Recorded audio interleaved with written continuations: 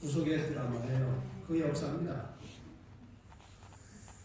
자, 이것은 한번 제가 이제 지나가는 시간에 펼쳐놓은 것인데 이 역사를 다시 한번 우리가 정리하면 되었습니다.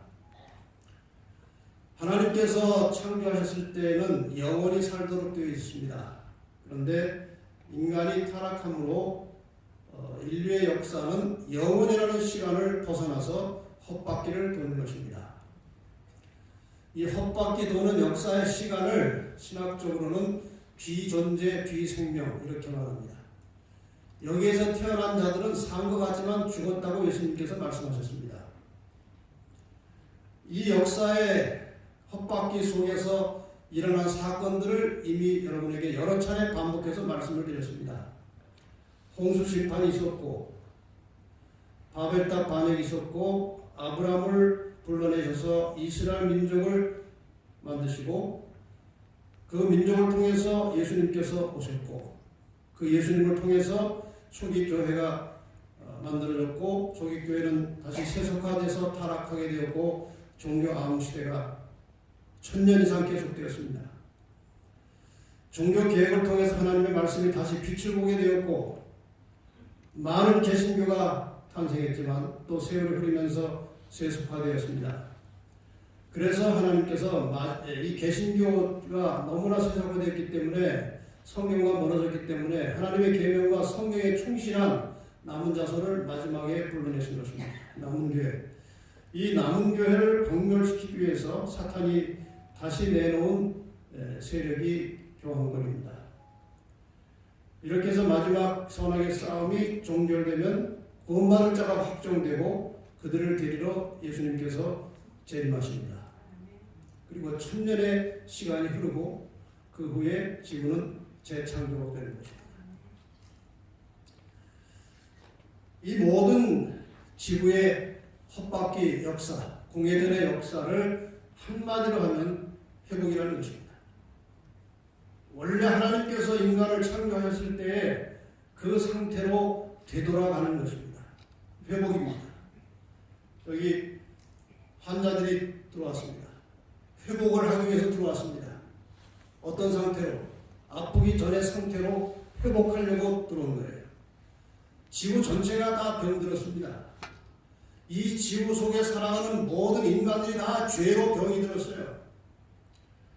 이것을 하나님이 해결하시고 범죄하기 전에 그 아담과 하와가 창조되었을 때 그 상태로 되돌려 놓는 것이 이 인류의 역사고 한마디로 하면 회복의 원래 상태로 돌아가는 것입니다.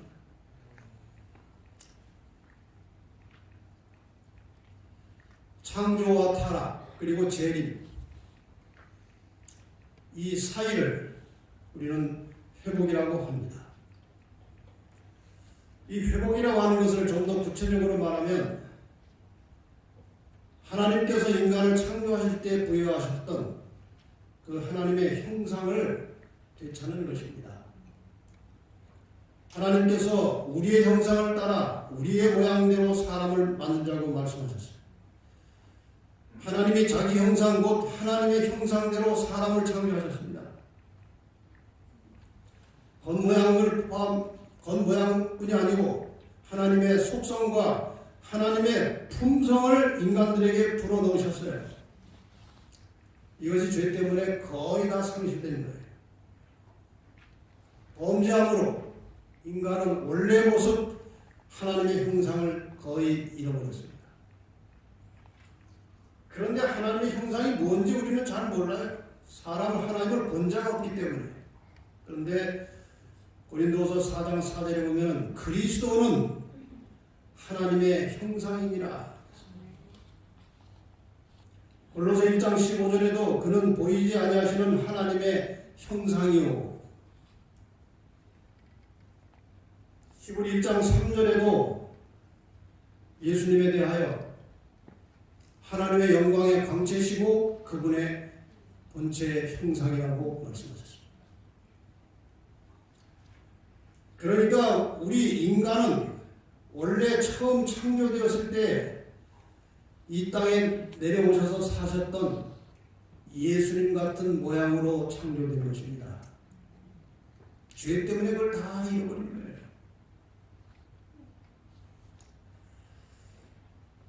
자, 하나님의 형상, 하나님의 품성이 과연 구체적으로 무엇일까? 예수님을 살펴볼 수밖에 없습니다. 하나님의 형상이 어떤 것인지 알려면 예수님을 살펴봐야 되는 것이죠. 그분이 하나님의 형상이니까요. 예수님께서 친히 말씀하시기를 수고하고 무거운 짐진 자들아 다 내게로 오라 내가 너희를 쉬게 하리라. 나는 마음이 온유하고 겸손하니 나의 멍에를 메고 내게 배우라. 그러면 너희 마음이 쉼을 얻을 것이다. 이건 예수님께서 직접 말씀하신 자신의 형상입니다. 품성입니다. 나는 온유하고 겸손하다. 사도 바울은 예수님에 대하여 이렇게 말했습니다. 너희 안에 이 마음을 품으라 곧 그리스도 예수의 마음이니 그는 근본 하나님의 본체시나 하나님과 같은 분인데 하나님과 동등됨을 취할 것으로 여기지 아니하시고 오히려 자기를 비어 종의 형체를 가져 사람들과 같이 되었고 사람의 모양으로 나타나셨음에 자기를 낮추시고 죽기까지 복종하셨으니 곧 십자가에 죽으십니다. 지금 여기 예수님의 모습은 사탄 루스벨의 모습과는 정반대입니다.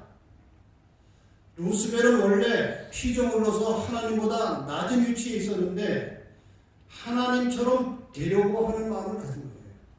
교만심이에요. 그런데 예수님은 하나님이신데 낮아진 것입니다. 다시 말하면 교만은 죽을 병이고 겸손은 사람을 살리는 것입니다. 아멘. 그래서 그만큼 중요한 게 이것이에요. 예수님은 자기를 낮추셨고 죽기까지 자기를 희생하셨습니다.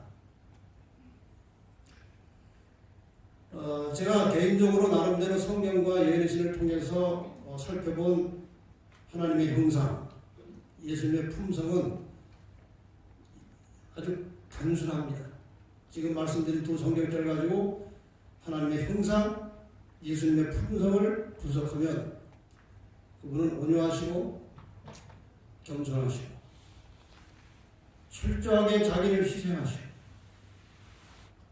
그의 모든 인생의 전체는 남을 위해서 봉사하는 것이었습니다.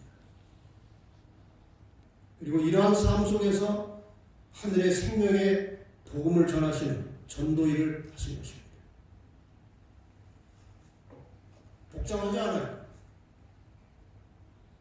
단순합니다. 이 모든 예수님의 품성의 중심은 사랑이십니다. 사랑에서 나옵니다. 여러분이나 저나 잃어버린 하나님의 형상을 되찾기를 진실로 원한다면 아멘. 원래 하나님께서 사람에게 부여하신 그 하나님의 품성을 다시 회복하기를 원하신다면 여기 그려진 예수님의 품성을 깊이 생각하시고 주님의 품성을 담기 위해서 늘 자아는 죽고 내 속에 그리스도가 살아계셔서 우리의 모든 삶을 통해서 예수님의 품성이 나타나게 되기를 바랍니다.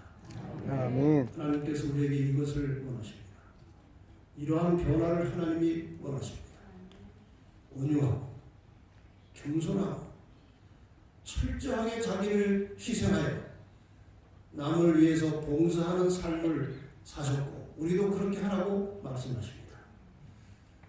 그리고 이러한 모든 삶 속에서 영원한 생명의 복음을 다른 사람에게 나눠주는 전도를 하라는 것이 하나님의 뜻입니다. 여기 사람이 존재하는 목적에 대해서 증언보감 1권에 이렇게 말씀하십니다. 사람은 영원한 세계로 그와 함께 지니고 갈 품성을 형성하기 위하여 이 세상에 존재한다. 존재하는 목적이 품성을 갖고 있는 것입니다. 인간이 이 세상에 존재하는 목적은 하나님의 형상을 닮아가는 품성을 형성하는 것이 존재의 목적이라고 말씀하십니다. 그래서 하나님의 형상대로 형성된 품성은 우리가 이 세상에서 내세로 가져갈 수 있는 유일한 보물이다. 우리가 지금 이 땅에서 노력해서 가지고 있던 것 중에 예수님 오실 때 가지고 갈 것 품성밖에 없어요. 그러니까 다른 데다가 투자 많이 하시지 말고 그거 해봐야 가져갈 것도 아니니까 품성에다가 투자하시기 바랍니다. 하나님의 형상을 회복하는 일에 여러분과 저의 모든 것을 바쳐서 전심전력을 다해서 헌신하시기를 바랍니다. 아멘. 품성의 형성은 일생의 사업이다. 그리고 이것은 영혼을 위한 것이다. 품성의 집을 지는 데 있어서 우리는 깊이 파고 모든 장애물을 제거하고 움직일 수 없는 반석이신 예수 그리스도 위에 집을 짓는 것은 가장 중요한 일이다. 집을 잘 지으십시오. 품성의 집을 아름답게 깨끗하게 순결하게 잘 지을 때 하나님께서 그들을 데리러 오신 것입니다. 성경절을 보고 마치겠습니다. 너희 어찌하여 양식하는 것을 위해서 은을 달아주며 배부르게 못할 것을 위하여 수고하느냐.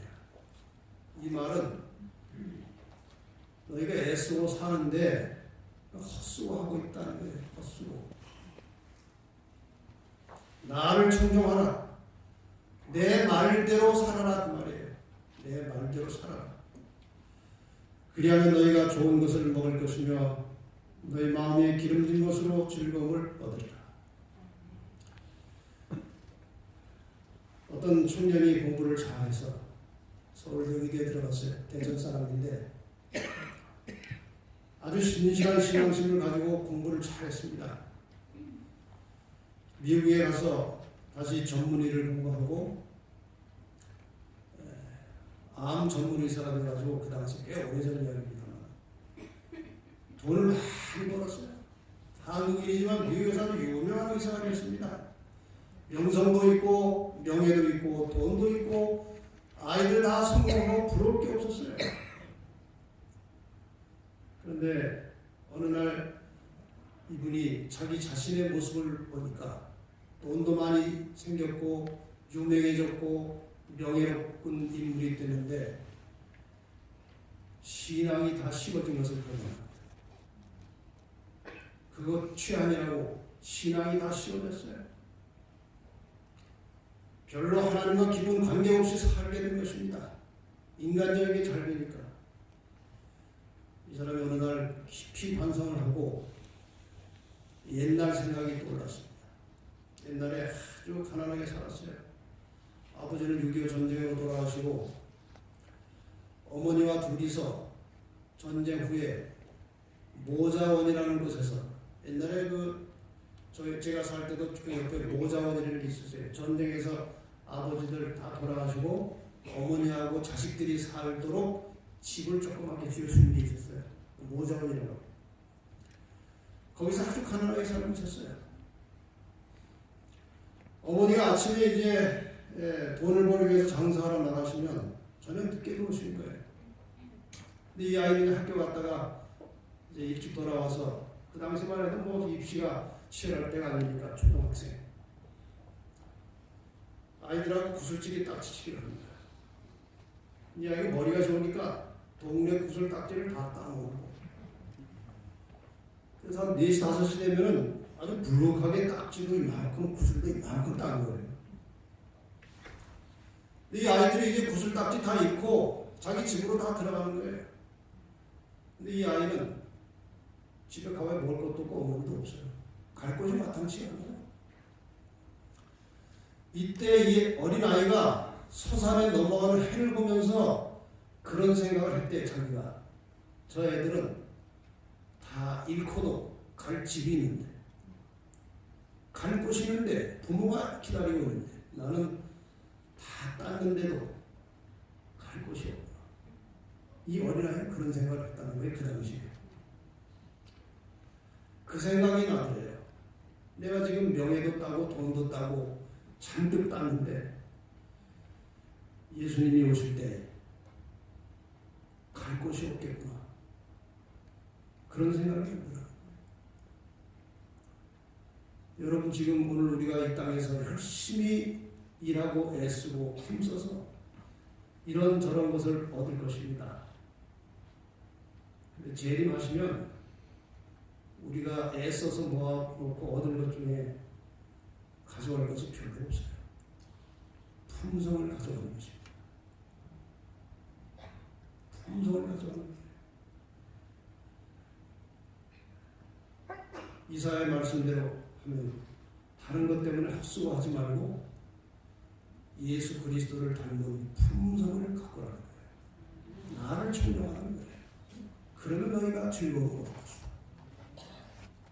여러분, 신앙은 그저 틈나면 하는 게 아니고 시간 되면 하는 게 아니고 인생을 걸고 하는 거예요. 목숨을 걸고 하는 게 신앙이에요. 그렇지 않습니까? 그래서 예수님께서 여러 차례 말씀하셨어요. 나를 위하여 목숨을 잃어버리는 자가 생명을 찾을 것이라고 말씀하셨어요. 이 말은 무슨 말입니까? 하나님을 믿고 올바른 신앙을 위해서 목숨 걸고 하라는 거예요. 그냥 이렇게 부수적으로 하지 말고 목숨을 걸고 하라는 거예요. 여러분이 지금 여기서 하시는 모든 일은 부업입니다. 부업. 본업은 하나님 잘 믿고 말씀에 순종하고 그분을 닮는 것이 여러분과 저의 본업이에요. 여기에 목숨을 걸고 사는 사람들이 지혜로운 사람들이에요. 그런 사람들이 영적인 사람들이에요. 아무쪼록 이번 기도주일이 끝나면 그래도 한 주일 동안 애써서 말씀을 전했는데 여러분 개인에게 조금이라도 변화가 시작되기를 바랍니다. 아멘. 그냥 하고 한 날 은혜 받고 끝나고 은혜 받고 끝나고만 반복하지 말고 변화가 시작되기를 바랍니다. 아멘. 주님께서 여러분의 결심에 함께 하시고 이제 후로 여러분의 모든 영적인 삶에 신앙의 삶에 열매가 성령의 열매가 맺히는 살아있는 성도의 삶을 사시기를 간절히 바라면서 말씀을 마치겠습니다. 기도하시겠습니다. 아버지, 저희들이 마지막 어두운 세상을 살아가고 있지만 말씀의 빛을 통해서 예언의 빛을 통해서 가야 할 길을 밝히 보여주셔서 감사합니다. 이렇게 밝은 빛 가운데 살 수 있도록 우리를 진리 가운데 인도하신 우리 하나님의 섭리에 인도하심을 진실로 감사합니다. 빛 가운데 살면서 어둠 속에 죽어가는 불쌍한 영혼들이 되지 말게 하시고 빛 따라 삶으로 빛의 근원이신 하나님을 마침내 만나서 영원히 함께 사는 하나님의 신실한 가족들이 되게 하여 주시옵소서. 아멘. 아버지, 저희는 정말 연약한 존재들입니다. 스스로 아무것도 할 수 없는 연약한 존재들입니다. 이 시간 우리의 심령 속에 다시 한번 성령으로 충만히 임하셔서 새 마음을 창조하여 주시고 새 결심을 하게 하여 주시고 그래서 우리의 삶이 다시 한번 예수 그리스도를 향하여 새로운 전진, 새로운 변화가 시작되는 귀하고 값진 안식일이 되도록 축복하여 주시옵소서. 아멘. 여러 가지 인간적인 사정 때문에 힘들게 어렵게 살아가는 주님의 자녀들이 많이 있습니다. 질병으로 고통당하는 성도들이 많이 있습니다. 먼저 그들의 심령에 평강을 주시고 편안한 마음을 주시고 안정된 심령을 주시고 평강의 왕이신 그리스도께 모든 것을 맡기고 순간순간 믿음으로 승리하는 삶을 살게 하여 주시옵소서. 이제 시작된 안식일 속에 하나님 임하셔서 우리에게 충만한 은혜와 생명의 빛을 내려주시고 우리가 한층 더 주님께 가까이 나가는 귀한 시간 되도록 축복해 주시기를 예수님의 이름으로 간절히 기도합니다. 아멘.